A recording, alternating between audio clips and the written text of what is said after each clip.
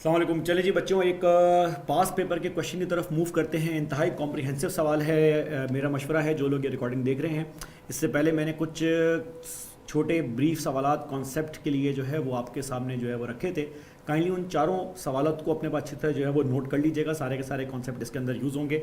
Sir ये सितंबर 21 का ना इंतहाई कॉम्प्रिहेंसिव सवाल है जो 15 मार्क्स का हमारे पास आ चुका हुआ है। इन्वेंट्री वैल्यूएशन चैप्टर नंबर 1 से आपके सिलेबस में से। सर आए ज़रा इस सवाल को देखें बारी बारी। सवाल में क्या क्या मसले मसाइल हैं। अगेन दोबारा से आपसे बात बोलूँगा, 2 से 3 आइटम आपके पास इस पूरे चैप्टर के अंदर होते हैं। एग्जामिनर ने वो सारे आइटम इस एक सवाल के अंदर आपके पास जो है वो फिट कर दिए हैं। तो ये सवाल सॉल्व करने के बाद आपके पास एक अच्छी अंडरस्टैंडिंग आ जाएगी कि एग्जामिनर आपसे क्या एक्सपेक्ट कर रहा है और अगले कुछ क्वेश्चंस के लिए आपको इसमें आसानी हो जाएगी। सर आइंदा सवाल की तरफ मूव करें। ये पेपर के अंदर जो है जनाब 15 मार्क का सवाल था जिसकी रिक्वायरमेंट नंबर ए, ये हम थोड़ी देर बात करेंगे। इनफैक्ट मेरा मशवरा है कि शुरू का लेक्चर अगर आपने देख लिया है तो इस लेक्चर का पहला पार्ट देखने के बाद आप काइंडली ये रिक्वायरमेंट नंबर ए खुद से जो है वो सॉल्व करें, लेकिन इसको सॉल्व जो है वो आप ज़रूर एक दफ़ा करें अपने रजिस्टर में। सिंपल सी बात पूछ रहा है जनाब, identify any 4 situations under which the cost of inventory में एक्सीड इट्स NRV। बोल रहा है वो सिचुएशन बताओ, वो पोटेंशियल 4 सिचुएशन बताओ जिसमें आपके प्रोडक्ट की कॉस्ट उसकी मार्केट प्राइस से, उसकी NRV से, बेचने के बाद जो आप रियलाइज़ करेंगे उससे बढ़ जाती है। हमने पहले लेक्चर के अंदर एक छोटी सी बात जो है वो की थी। ये ज़रा एक मैं आपके सामने दोबारा स्क्रीन खोल दूं। सर ये 4 सिचुएशन ये हैं आपके पास, ये जिनकी फॉर्म के अंदर आपके पास आपकी इन्वेंट्री की जो कॉस्ट है ना वो आपकी NRV से बढ़ जाती है। सर एक तो ये है कि आपकी इन्वेंट्री जो वेयर हाउस में है, किसी काम के दौरान वो इन्वेंट्री जो है वो डैमेज हो जाए, जाहिर सी बात है वो ख़राब हो चुका है तो वो सेम रेट के अंदर नहीं जाएगा, बनने की कॉस्ट ज़्यादा थी, अब आप बेचने जाएंगे आपको सेम रेट नहीं मिलेगा। सर दूसरा ऑप्शन ये है कि जो इन्वेंट्री आपने बना के रखी हुई थी, टेक्नोलॉजी अपग्रेड होने की वजह से या मार्केट में नया माल आने की वजह से वो जो पुराना माल आपके पास इन्वेंट्री के अंदर था वो ऑब्सोलीट हो गया है, आउटडेट हो गया है, अब वो सेम रेट के अंदर नहीं सेल हो सकता। सर तीसरा ऑप्शन आपके पास ऑब्वियसली ये है कि आपने माल तो बना के रखा था, सब कुछ सही था, ना ख़राब हुआ ना ऑब्सोलीट हुआ, लेकिन मार्केट के अंदर, इंटरनेशनल मार्केट के अंदर प्राइसेस जो हैं वो गिर गई हैं, जिसकी वजह से उस माल को आप उस रेट पे नहीं बेच सकते जिस रेट पे आपने बेचने की नीयत बांधी थी। आपने 50 रुपये का आइटम बनाया था, 60 रुपये का आपने बेचना था, लेकिन मार्केट में प्राइसेस ही जो है वो गिर गई हैं, तो अब आप 40 रुपये से ऊपर का नहीं बेच सकते, तो अब आपको उसको 40 रुपये पर रिकॉर्ड करना पड़ेगा। सर चौथा ऑप्शन ये आपके पास हो सकता है कि जनाब आपकी जो इन्वेंट्री की वैल्यू है ना, जो आप इन्वेंट्री को पूरा करने के लिए जो आपने कॉस्ट खर्च करनी है ना, उस कॉस्ट की प्राइसेस आपके पास बढ़ना स्टार्ट हो गई है। ये चारों चीज़ें एग्जामिनर ने आपके सामने सवाल के अंदर जो है वो है रखी हुई। सर आए जरा सवाल को देखें। सवाल के अंदर एक 13 मार्क्स की और रिक्वायरमेंट आपके पास है। कह रहे जनाब, prepare entries to record the adjustment that need to be incorporated for correct valuation of inventory. आपने इन्वेंट्री की वैल्यू जो है वो निकालनी है। हमेशा मैं आपको पहले से सवाल के अंदर ये बात बता दूं, आपको इस सवाल में ना हर आइटम की 4 इन्वेंट्री आइटम इसने आपको जो है वो दिए हुए हैं। ये इन्फॉर्मेशन सारी ना डाइसेक्ट करने के बाद आपने बेसिकली इसके ना कॉस्ट और NRV के 2 हिस्सों में ब्रेक करना है। लेकिन ब्रेक करने के बाद इस सवाल का जो क्लोजर है ना वो इंतहाई इंटरेस्टेड है। आपने सवाल को क्लोज करना है एंट्रीज की फॉर्म में कि हमने पहले किस बेस पे रिकॉर्ड किया था और अभी किस बेस पे रिकॉर्ड किया है। तो बेसिकली इस चैप्टर में जितने कॉन्सेप्ट है ना वो सारे कॉन्सेप्ट इसके अंदर आपके पास आ रहे हैं। और एक छोटी सी रिक्वायरमेंट है, determine the adjusted value of inventory as at 30 June 2021। साल के एंड पे हम अपनी बैलेंस शीट में इन्वेंट्री की वैल्यू क्या लेके जाएंगे। सर आए without further to do direct question के ऊपर जंप मारें और देखें सवाल में मसले क्या थे। मैं दोबारा बता रहा हूँ, ये सवाल हम नॉर्मली सॉल्व नहीं कर रहे, हम इस सवाल में ये देख रहे हैं कि एग्जाम में अगर ये सवाल आपके सामने आ जाए तो आपने पिक किस तरह से करना है। सर कह रहे जनाब, orange limited manufacture 4 products, the information related to its inventory of each product for the year ended 30 June 2021 is as follows. साल एंड हो गया, इन्वेंट्री का रिकॉर्ड आपके सामने। सर ये इसने आपको बता दिया जनाब, हमारी क्लोजिंग इन्वेंट्री में ना ये 4 आइटम हमारे पास रखे हुए हैं और ये उन चारों आइटम की टोटल क्वांटिटी हमारे पास वेयर हाउस के अंदर है। सर फिर इसने आपको ये भी बता दिया कि इन चारों आइटम की cost per unit using weighted average method 800, 700, 900 और 1275 रुपये आ रही है respectively for all these 4 items. साथ में ना सिर्फ इसने आपको कॉस्ट दी हुई है, इसने आपको चारों आइटम्स की सेलिंग प्राइस भी दी है। लेकिन इस सेलिंग प्राइस को जो इसने आपके सामने मेंशन की है, this is inclusive of 10% sales tax. इसका मतलब इस कीमत के अंदर, इस रेट के अंदर सेल्स टैक्स की अमाउंट भी शामिल है। और आपको याद होगा सेल्स टैक्स की अमाउंट वो पैसा है जो हमारी जेब में नहीं जाता। सर फिर इसने आपको बताई है variable selling cost per unit, अगर हमें इस आइटम को बेचना है तो हमें एक सेलिंग कॉस्ट भी इनकर करनी पड़ेगी। और एक मजे का आइटम भी दिया हुआ है। इसने बोला जनाब इन 4 इन्वेंट्री आइटम्स में से ना 2 हमारे पास ऐसे हैं जिसकी टोटल इन्वेंट्री में से कुछ आइटम हमारे पास वेस्ट हो गए हैं। जो बच्चे ये सवाल की रिकॉर्डिंग देख रहे हैं, मेरा मशवरा है कि ये सवाल खोलने के बाद कॉम्प्रीहेंसिवली क्वेश्चन एक दफ़ा रीड करें सुकून से, रिकॉर्डिंग को छोड़ दें आप, वो पूरा करने के बाद फिर आप जब ये रिकॉर्डिंग प्ले करेंगे तो आपको इस सवाल में ज़्यादा बात जो है वो अच्छे से आएगी समझ में। सर इसके बी के हमारे पास 25,000 यूनिट्स हैं, 4,000 यूनिट्स हमारे पास डिफेक्टिव हो चुके हुए हैं, पड़े पड़े ज़ाया हो गए हैं, वेस्ट हो गए हैं, कोई भी रीज़न है जिसकी वजह से वो आइटम अब उस रेट पे नहीं जा रहा जिस रेट पे जो है वो जाना चाहिए। सर फिर इसमें बोला है rework cost per defective unit. ये डिफेक्टिव 2400 यूनिट जो मेरे पास हैं, मैं चाहूँ तो एक यूनिट को 260 रुपये खर्च करके सही करके भी मार्केट के अंदर बेच सकता हूँ। कुछ एडिशनल इन्फॉर्मेशन उसने नीचे रखी है, आए बारी बारी बात करें। पहले पॉइंट में बोल रहा है, कह रहा है during physical inventory count of product C a discrepancy of 900 completed units were observed. कह रहा है जब हमने इन्वेंट्री काउंट किया ना तो सी के अंदर 900 यूनिट्स का एक ब्लंडर हमारे सामने आया। ब्लंडर क्या था? ब्लंडर ये था, on investigation it was found that 5,600 unit supplied to a customer were erroneously recorded at 6,500। कह रहा है हमने कस्टमर को बेचे हैं 5,600 यूनिट। अच्छा, यहां पे एक छोटी सी बात मैं आपके सामने करूंगा। आपको याद होगा जॉब ऑर्डर कॉस्टिंग के अंदर और एंट्रीज के टॉपिक के अंदर हम जब फिनिश गुड को प्रोड्यूस कर दिया करते थे तो कस्टमर के पास जब फिनिश गुड ट्रांसफर हुआ करता था तो हम लोग कस्टमर के पास फिनिश गुड ट्रांसफर करते हुए एक एंट्री पास किया करते थे, जो एंट्री होती थी cost of goods sold account debit और फिनिश गुड्स अकाउंट या इन्वेंट्री अकाउंट क्रेडिट। सर ये एंट्री हम तब पास करते थे, अगर आपको याद हो, और अगर आपको नहीं याद तो मेरा मशवरा है कि एक दफ़ा वो पुराने लेक्चर देख लें, it's very important. Sir finish good को जब हम कस्टमर को डिस्पैच कर देंगे, जब फिनिश गुड को हम बेचने के लिए कस्टमर की तरफ जो है वो रवाना कर देंगे या वेयर हाउस को ट्रांसफर कर देंगे या डिस्ट्रीब्यूशन डिपार्टमेंट को ट्रांसफर कर देंगे, तो हम एक ये एंट्री पास किया करते थे। वो बोल रहा है हमसे गलती हो गई है, गलती ये हो गई है, ट्रांसफर तो किए 5,600 यूनिट लेकिन हमने गलती से उसको 6,500 जो है वो रिकॉर्ड कर लिया। आप थोड़ी देर के लिए सवाल में एज्यूम कर लें, थोड़ी देर के लिए सवाल में एज्यूम कर लें कि एक यूनिट 1 रुपये का था। अगर एक यूनिट 1 रुपये का था तो इसका मतलब मुझे असूलन एंट्री पास करनी चाहिए थी cost of goods sold account debit finish goods account credit by 5,600 रुपये। लेकिन मैंने किया क्या? सर आपने गलती से 5,600 के बजाय 6,500 रुपये की एंट्री रिकॉर्ड कर ली है, ज़्यादा एंट्री रिकॉर्ड कर ली है, 900 यूनिट की एंट्री ज़्यादा रिकॉर्ड कर दी है। तो अब मैं सिंपल सा काम क्या करूंगा? सर अब मैं सिंपल सा काम ये करूंगा कि मैं इस इन्वेंट्री को रिवर्स कर दूंगा कि भैया ये फिनिश गुड जो मैंने 6,500 ट्रांसफ़र गलती से लिख दिए हैं वो 5,600 थे, कम कर दो इनको। तो फिनिश गुड को जो है मैं डेबिट कर दूंगा और cost of goods sold account को अपने पास क्रेडिट कर दूंगा। सर आगे अगर मैं रीड करने जाऊं इस सवाल को तो आगे मुझे बोल रहा है जनाब the defective units can be sold in the market eight 60% of the current retail price without incurring any rework and selling cost. कह रहा है यार डिफेक्टिव यूनिट जो है ना खराब हो गया है, उस पर सेल्समैन को पूरा कमीशन पे करने की जरूरत नहीं है।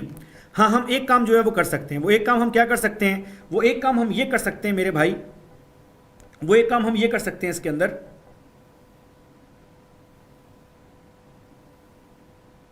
कि हम इसको 60% मार्केट प्राइस के ऊपर बेच सकते हैं रीवर्क और सेलिंग कॉस्ट इनकर किए बगैर। इसका मतलब ये हुआ कि हमारे पास उम्मीद है कि हम इस डिफेक्टिव यूनिट को एज इट इज इसी कंडीशन के अंदर भी बेच सकते हैं।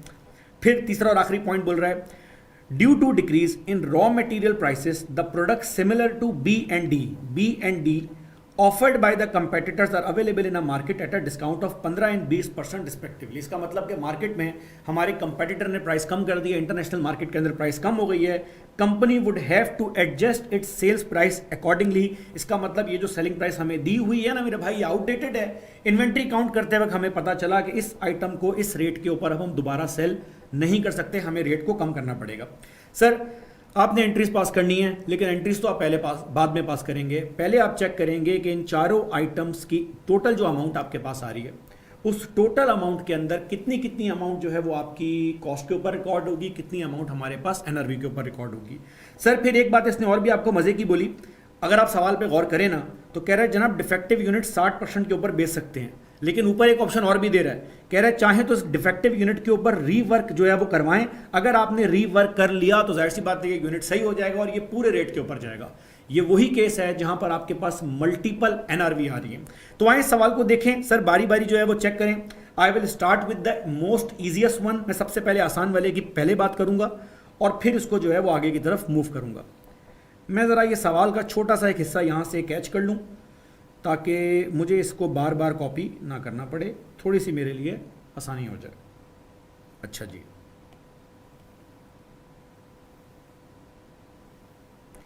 चलें जी सर, बारी बारी बात करते हैं चारों आइटम्स के ऊपर। मैं यार ये तो दोबारा से कॉपी हो गया। मैं काम करता हूँ, सबसे पहले मैं खोल लेता हूँ अपने पास पार्ट डी, और पार्ट डी को सबसे पहले मैं सॉल्व कर लेता हूँ क्योंकि वो मुझे आसान लग रहा है, इसके अंदर किसी किस्म का फड्डा नहीं है।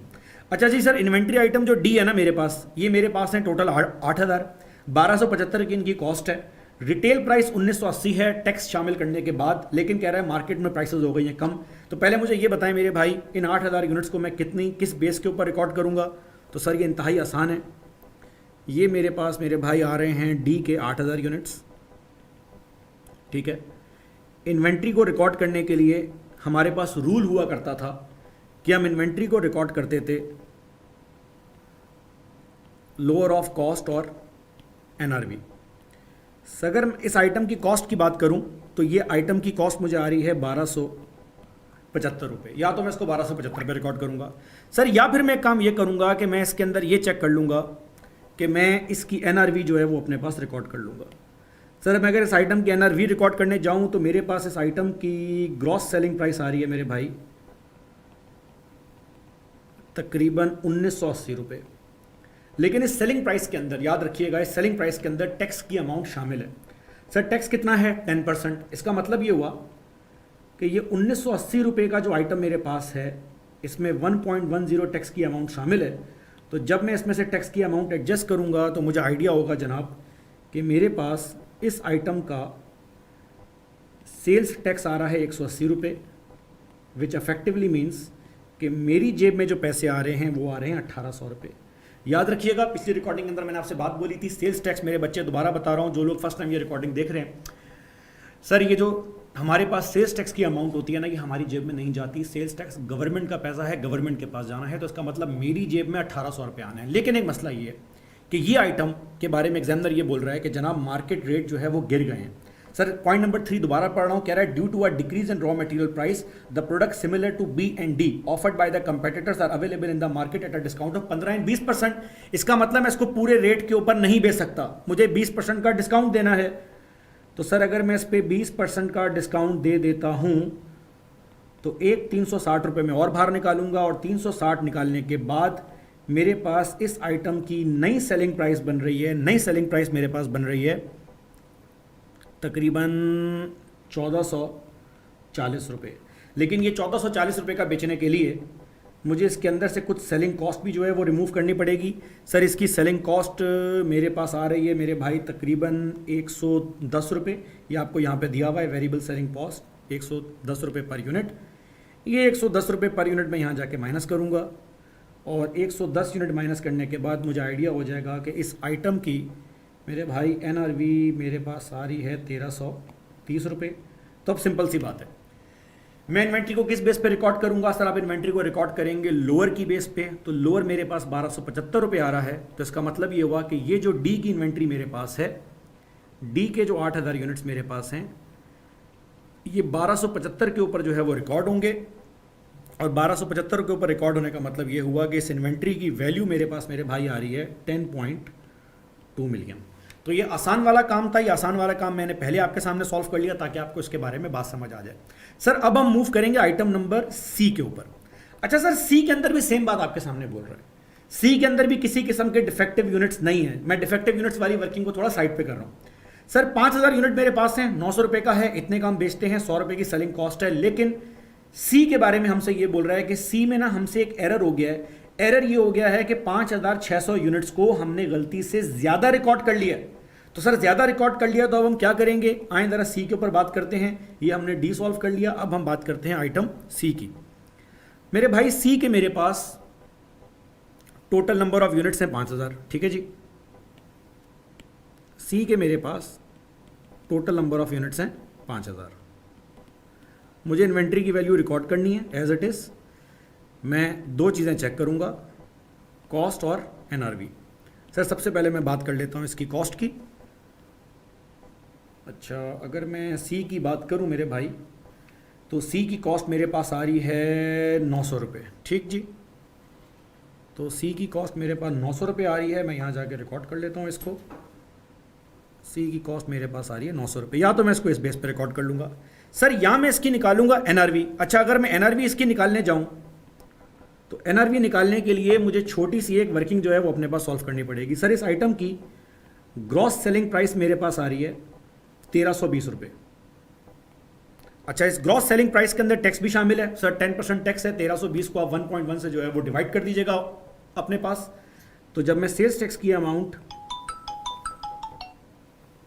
इसमें से माइनस करूंगा तो सेल्स टैक्स की अमाउंट आ रही है 120 रुपये। सर ये 120 रुपये निकालने के बाद मेरे पास नेट सेलिंग प्राइस आ जाएगी इस आइटम की तकरीबन 1200 रुपये।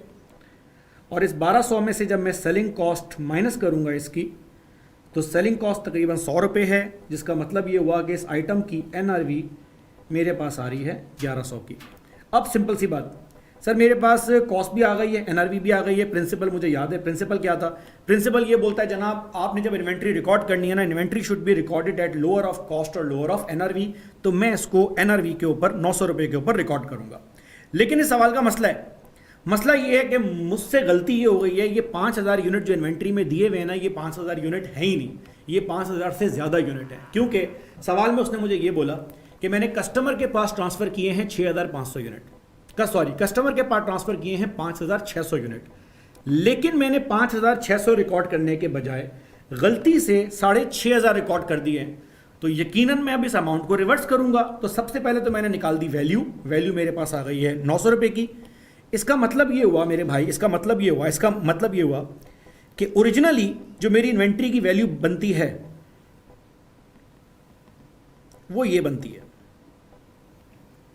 900 रुपये का एक यूनिट है, और मेरे पास इन्वेंट्री में पड़े हैं 5900 यूनिट। सर कैसी बातें कर रहे हैं, सवाल में तो लिखा हुआ है 5000। बेटा सवाल में साथ में एक बात और भी लिखी है, 5600 यूनिट बेचे थे लेकिन तुमने गलती से 6500 रिकॉर्ड कर लिए। जब तुम्हें ये गलती पता चली तो तुम्हें पता चला कि तुमने गलती से 900 यूनिट ज़्यादा बेचना रिकॉर्ड कर दिया, हालांकि बेचे नहीं है। तो इन्वेंट्री 5000 की नहीं होनी चाहिए, इन्वेंट्री होनी चाहिए 5900 यूनिट की। तो सर इसका मतलब मेरी इन्वेंट्री की ओरिजिनल वैल्यू होनी चाहिए 5.31 मिलियन। लेकिन ये गलती ढूंढने से पहले मेरी इस इन्वेंट्री की जो रिकॉर्डेड वैल्यू थी वो कितनी थी? सर लोअर ऑफ कॉस्ट और एनआरवी का फैसला तो आपने जो है वो कर लिया है, कॉस्ट के ऊपर रिकॉर्ड करना है। सर आपने 5900 के बजाय ना गलती से 5000 यूनिट जो है वो काउंट कर लिए थे, तो आपने गलती से 4.5 मिलियन की अमाउंट रिकॉर्ड कर ली थी, हालांकि 5.31 मिलियन की अमाउंट होनी चाहिए। इसका मतलब आपने गलती से इन्वेंट्री 8,10,000 से कम रिकॉर्ड की है। तो अब क्योंकि मुझे इन्वेंट्री की वैल्यू को सही करना है, तो आपको याद होगा फिनिश गुड जब बेचा करते थे तो आप कॉस्ट ऑफ गुड सोल्ड और फिनिश गुड अकाउंट क्रेडिट की एंट्री पास करते थे। अब मैं क्योंकि इस अमाउंट को जो है वो रिवर्स करने जा रहा हूं, तो अब मैं इसकी एंट्री अपने पास मेरे बच्चे पास करूंगा। फिनिश गुड्स अकाउंट डेबिट 8,10,000 से मुझे पता चला कि इन्वेंट्री के अंदर रखा हुआ है, मैंने गलती से ये एज्यूम किया कि मैंने बेच दिया था। और cost of good sold account, क्योंकि फिनिश गुड जो है वो यहाँ पे जाता है 8,10,000 से क्रेडिट। तो ये आपके पास डी और सी दोनों को जो है हमने रिकॉर्ड कर लिया है। अब हम ए और बी की तरफ मूव करते हैं।